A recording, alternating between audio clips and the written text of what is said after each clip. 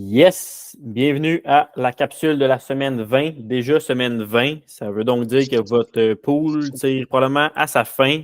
Il vous reste environ entre 3 et 5 semaines, tout dépendamment quand est-ce que vous avez parti votre fantasy. Donc, petit retour sur la semaine 19, mon Lucas. Yes, c'est une grosse semaine qu'on avait la semaine passée. Il y a eu beaucoup d'occasions dans nos bons coups. Des joueurs qu'on avait recommandés. Boone Jenner qui a eu 4 points en 3 matchs. Puis, en date d'aujourd'hui, dimanche le 25 février, il reste une partie aussi. Donc, ça peut juste aller de l'avant, qui a très bien performé cette semaine.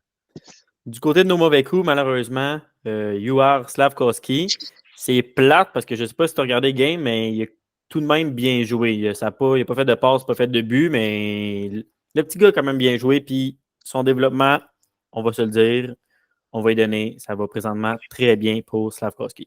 Il n'a pas perdu sa place sur le premier trio. Maintenant, semaine 20, tel que mentionné, le résumé de la semaine.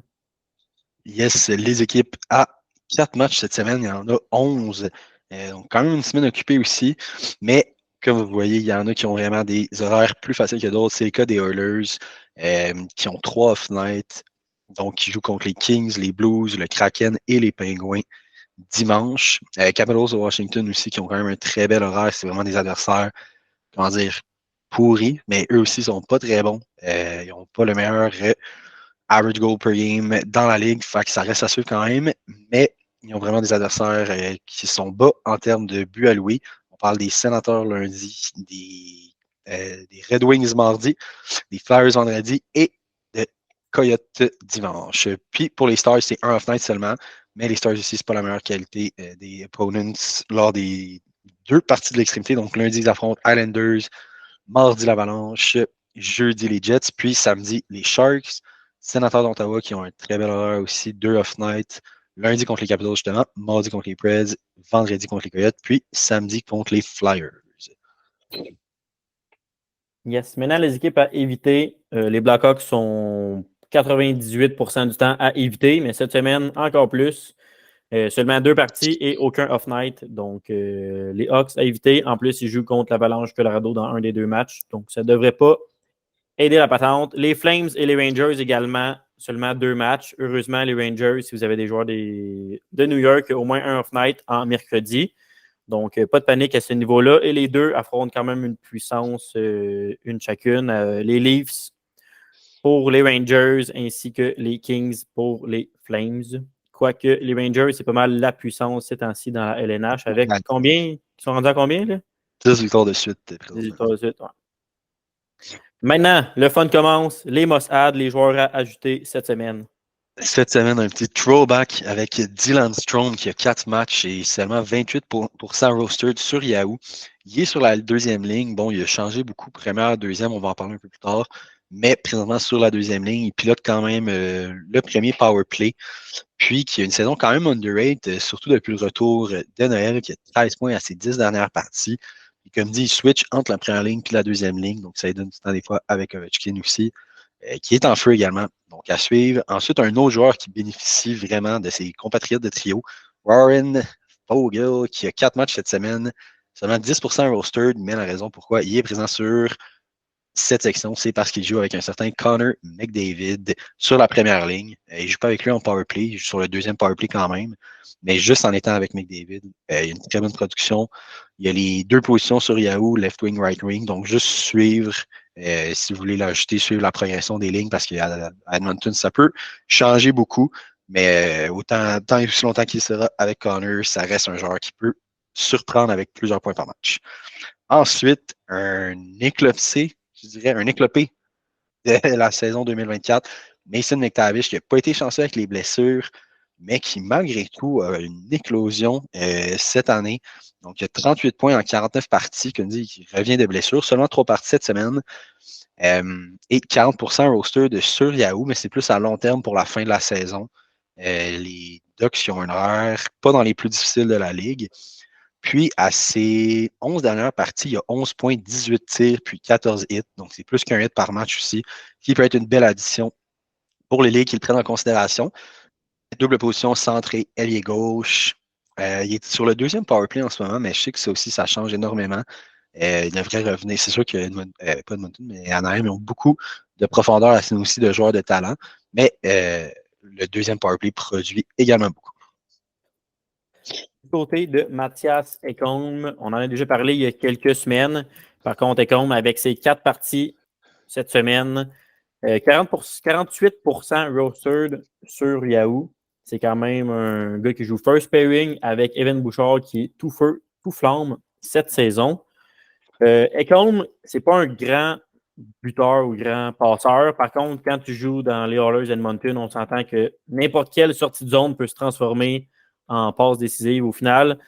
Donc, Ekholm, qui fait souvent les sorties de zone, justement, peut rapporter 5 passes à ses 5 derniers matchs. C'est, depuis le début de l'année, sa meilleure séquence offensive. Donc, on peut jumper là-dessus. Il joue en power play, le deuxième, ainsi qu'en désavantage numérique. Donc, Mathias Ekholm, non à surveiller pour cette semaine. Et finalement, Shane Pinto, lui également, on en a parlé quelques semaines. Par contre, c'est dans les joueurs à surveiller. Maintenant, on vous le recommande fortement dans les must-add. Shane Pinto, qui, depuis son retour suite à ses problèmes de jeu, 10 points en 14 games. Et dans ces 14 games-là, il y a une moyenne de plus de 3 tirs par partie, ce qui est énorme. Et le gros point, pourquoi on veut que vous sautiez dessus à l'instant, c'est parce qu'il est rendu sur la première ligne avec Tim Stützle et Claude Giroux. Premier avantage numérique également et seulement 16%. Donc, un centre de première ligne à 16% dans une équipe quand même assez offensive, c'est pratiquement, ça arrive jamais. Donc, Shane Ça arrive Pinto. vraiment pas. C'est fou, Ouais, pareil, qu'ils ont switché autant. Norris s'est rendu quoi? C'est la troisième? ouais, Norris rendu ça à 3. Shane Pinto is the guy. Je l'ai pris et je le regrette pas. Et c'est vraiment un des seuls joueurs que je regrette pas avoir pick cette année. Parlant de regrets, on revient avec Gabe Vilardi dans les joueurs à surveiller. Moi, je regrette parce que je l'ai droppé juste avant sa bonne séquence. On en a parlé il y a à peu près deux mois et demi lorsqu'il était revenu au jeu. Mais là, on peut conclure qu'après le trois quarts de la saison pratiquement, ce n'est plus un passage de chance pour Vilardi. C'est vraiment un joueur qui peut contribuer à votre pool. Il joue sur le premier trio de manière établie à Winnipeg avec Kyle Connor et Mark Scheifele. Il joue sur le premier power play. Il y a 4 games la semaine prochaine. Et il y a les doubles positions aussi. Il joue plus à l'aile droite présentement, mais il y a les doubles positions centre et les droits. Il y a 4 buts, 4 assists à ses 8 derniers matchs. Il est pas vraiment arrêtable.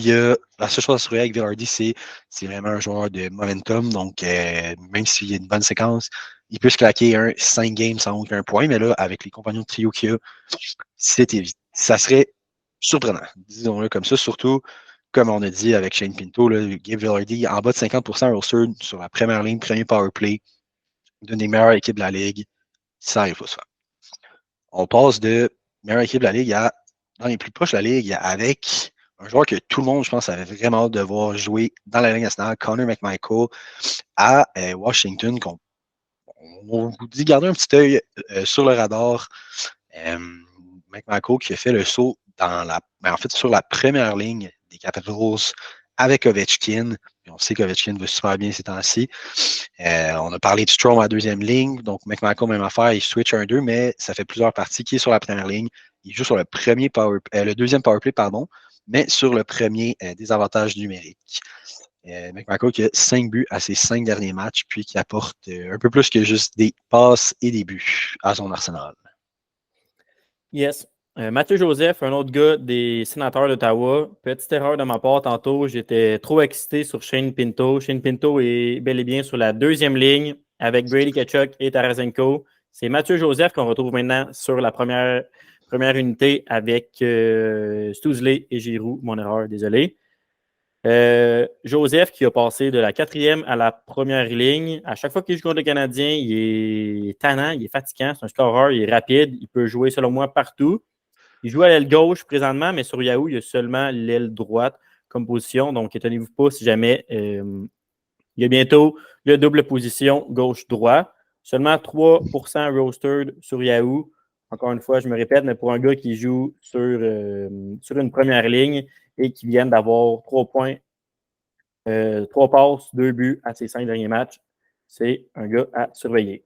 Scott Lawton, les Flyers de Philadelphie ne sont pas sexy, mais ils finissent tout le temps par gagner cette année, sûrement par un certain John Tortorella. 10% Scott Lawton. Les Flyers ont seulement 3 parties cette semaine, contrairement aux autres gars qu'on a parlé avec 4. Ils jouent présentement sur la 4e ligne, donc juste vous le mentionner. Par contre, dans la même game, avec le tempérament de Tortorella, il peut finir sa first. Fait qu'étonnez-vous pas, s'il commence sa 4, il termine sa première ligne. Scott Lawton, c'est un joueur d'énergie. C'est un gars qui va possiblement se faire échanger à la date butoir des échanges également s'il ne signe pas de prolongation de contrat. Donc, généralement, des gars de même qui veulent avoir une chance ailleurs, ils sont en feu dans les quelques semaines avant. Et Souvent, présentement, il va se retrouver. Souvent, il va se retrouver dans une meilleure équipe aussi. Les Flyers qui ne bougeront pas pour avoir juste un bon joueur aussi, là, ils vont l'échanger contre des choix sûrement pour éventuellement être très meilleur. Donc, il risque de se retrouver avec un contender potentiellement, ce qui pourrait faire augmenter sa production également. Oui, 100%. Malgré le fait qu'ils sont en série présentement, les Flyers, on s'entend qu'ils vont être vendeurs à la limite. Ouais. Puis même s'ils jouent sur la 4e ligne, entre guillemets, là, il y a quand même une moyenne de 14 à 15 minutes par match. Là. Donc, je me répète, et il est sur une séquence de 6 matchs de suite avec au moins un point pour Scott Lawton. Dernier gars qu'on voulait parler, Yaroslav Askarov, c'est pas un gars principalement pour la semaine à venir. Donc, on ne dit pas qu'il va tout gauler cette semaine, on ne dit pas qu'il va vous faire gagner cette semaine. Par contre, à long terme, Askarov, si les rumeurs disent vrai et que Jussi Saros quitte vraiment l'équipe, personnellement, ça me surprendrait qu'il aille chercher un gardien d'impact en échange. Puis, d'après moi, ils veulent laisser Askarov garder les buts. Ils vont possiblement aller chercher un gardien numéro 1B/2 pour épauler Askarov, mais Askarov est le gars, selon moi, qui va terminer l'année comme partant à Nashville. Et en ce moment, dans la Ligue américaine, il est complètement en feu. Il est fou dans la tête. Il a 5 jeux blancs en 28 games cette année. Et à ses 10 derniers matchs, il goal pour 943. Donc, 94% des tirs, il les arrête. Ça s'affiche avec Milwaukee cette année, c'est 21 victoires, 6 défaites. Et en plus, à chaque fois qu'il fait un jeu blanc, il bench press sa barre de son but. Donc, on veut voir ça dans le show. Yaroslav Askarov, seulement 3% roster sur Yahoo. C'est pas un gars pour cette semaine, mais c'est un gars à suivre à long terme. Mot de la fin? Ça c'est fait.